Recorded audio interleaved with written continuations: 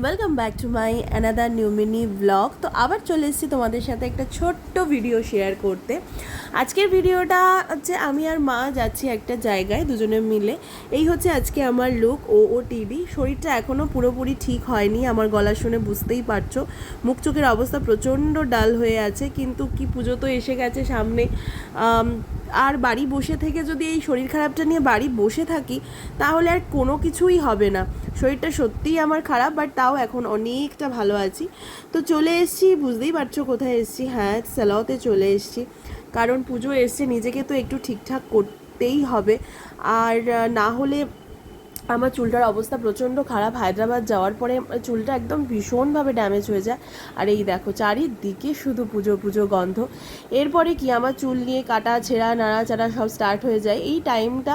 আর এই যে জীবনে রং না থাকুক, কিন্তু চুলে তো কালার করতেই হবে। আমার বহুদিন আগে কালার করা ছিল, সেটা অলমোস্ট গন, মানে সেটা একদম পুরো ফেড হয়ে যায় এবং চুলের নিচের দিকটা অনেকটা ড্যামেজও হয়েছে আমার।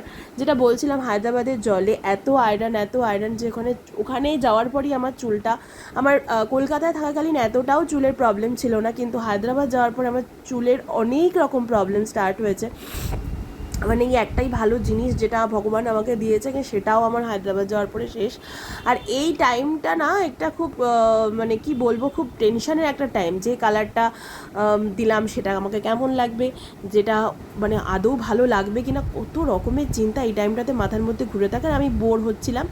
And this is the final look. মানে আমার এই আউটকামটা দারুণ লেগেছে। আমি বরাবর এখানে আসি আর ওরা যেটা সাজেস্ট করে কখনোই মানে আমি ডিসঅ্যাপয়েন্ট হইনি আজ অবধি। এটা হচ্ছে হলদিরামসের হাবিবস, আমি সুরজিতের কাছ থেকে সমস্ত কিছু করাই। অ্যান্ড আমি জাস্ট ওর কাছে চোখ বন্ধ করে বিলিভ করতে, মানে চোখ বন্ধ করে নিজেকে ছেড়ে দিই, ও যা স্টাইল করে দেয় সেটা একদম বেস্ট লাগে। এরপরে আমি আর মা ঠিক করলাম যে একটু কিছু টুকটাক আমাদের বাড়ির জন্য কেনাকাটাও ছিল, তো চলে যাই হাতিবাগানে। আর ভিড়টা দেখছো, তাও তুলনামূলক অ্যাপারেন্টলি অনেক ভিড় কম ছিল। জানি না কেন ভিড়টা কম ছিল, বাট অনেকটাই ভিড় কম ছিল, বাট হ্যাঁ ভিড় ছিল। আর পুজোর সময় একটু ঠেলাঠেলি ভিড় এইগুলো হবে না, একটু ঘাম ঝরবে না, সেটা কখনো হতেই পারে না। আর এখানে মা ঘরের যা যা জিনিসপত্র লাগে পুজোর সময় সেই সবই কিনছিল, প্রচুর জিনিস, ঠাকুরের জামা কাপড় যা যা মা প্রত্যেকবার কিনে থাকে।